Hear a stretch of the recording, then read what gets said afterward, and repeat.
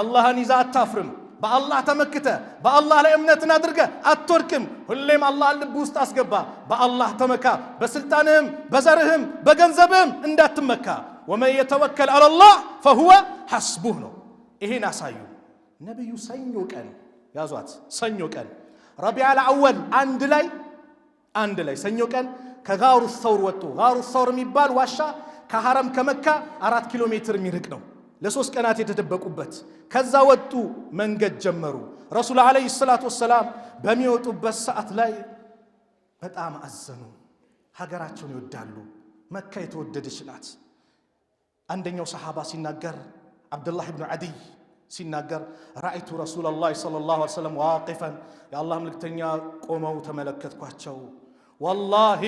انك لخير ارض الله مكه ወይ አንቺ አላህ ከመረጠሽ ከፈጠረሽ ምድሮች የተሻልሽ ነሽ واحب ارض الى الله واحب ارض الله الى الله ከአላህ ምድሮች ደግሞ ወደ አላህ በጣም የተወደድሽ ነሽ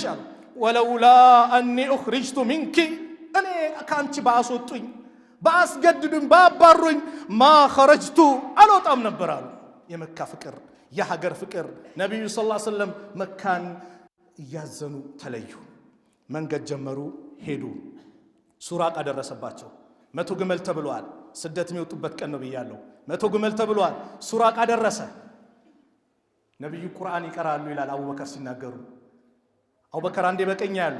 ሌላ ጊዜ በግራ ከፊት ይሆናሉ ከኋላ ይሆናሉ ማንን ለዓለማት ዝነት አድርጎ የላካቸውን የአላህን ነብይ ለመጠበቅ መከራ ቢመጣም በላ ቢመጣም እኔ ጋር ይምጣ ብለው